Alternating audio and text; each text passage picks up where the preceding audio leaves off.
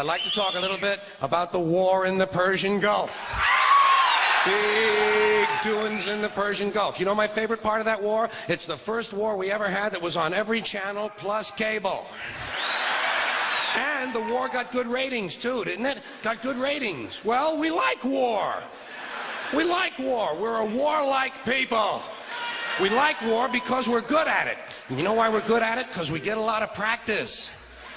This country's only 200 years old, and already we've had 10 major wars.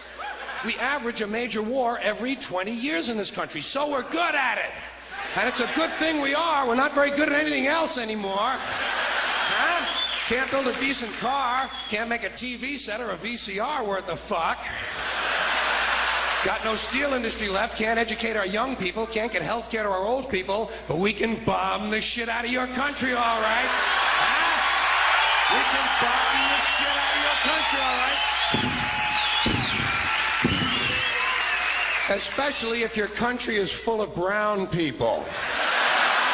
Oh, we like that, don't we? That's our hobby. That's our new job in the world, bombing brown people. Iraq, Panama, Grenada, Libya, you got some brown people in your country. Tell them to watch the fuck out, or we'll goddamn bomb them. Well, when's the last white people you can remember that we bombed? Can you remember the last white? Can you remember any white people we've ever bombed? The Germans, those are the only ones, and that's only because they were trying to cut in on our action. They wanted to dominate the world. Bullshit, that's our fucking job. That's our fucking job.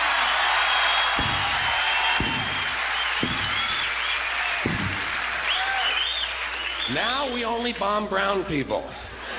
Not because they're trying to cut in on our action, just because they're brown.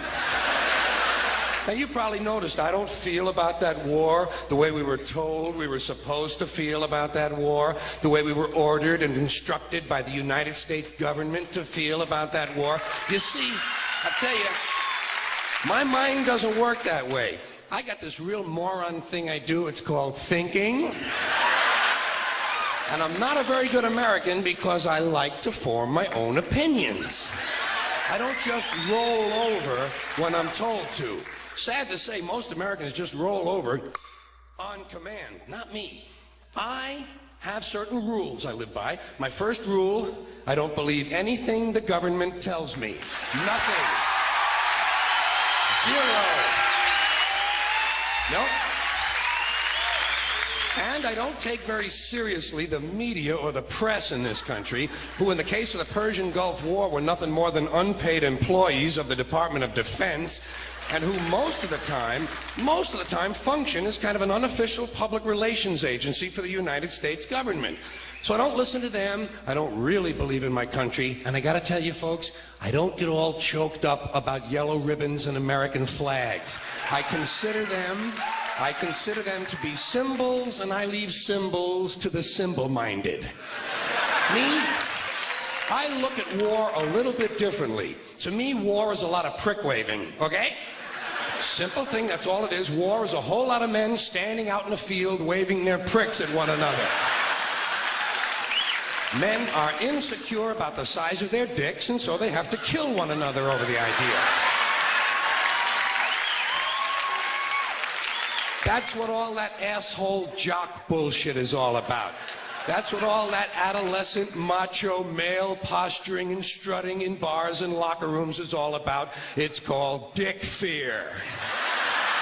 Men are terrified that their pricks are inadequate, and so they have to compete with one another to feel better about themselves. And since war is the ultimate competition, basically men are killing each other in order to improve their self-esteem. You don't have to be a historian or a political scientist to see the bigger dick foreign policy theory at work. It sounds like this. What? They have bigger dicks? Bomb them!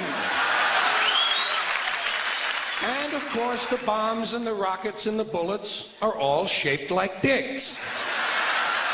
It's a subconscious need to project the penis into other people's affairs.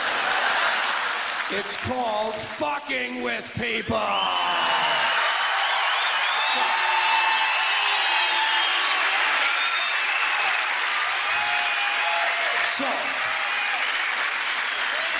As far as I'm concerned, that whole thing in the Persian Gulf was nothing more than a big prick-waving dick fight.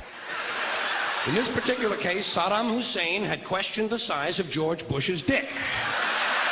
And George Bush has been called a wimp for so long. Wimp rhymes with limp. George has been called a wimp for so long that he has to act out his manhood fantasies by sending other people's children to die. Even the name Bush. Even the name Bush is related to the genitals without being the genitals. A bush is a sort of passive secondary sex characteristic.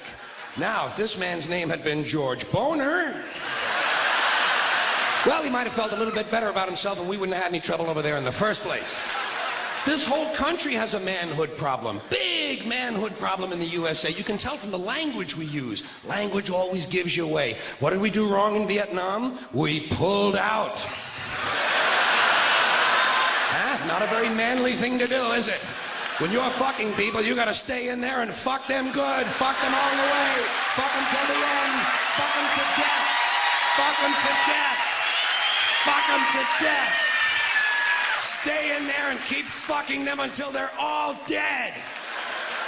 We left a few women and children alive in Vietnam, and we haven't felt good about ourselves since.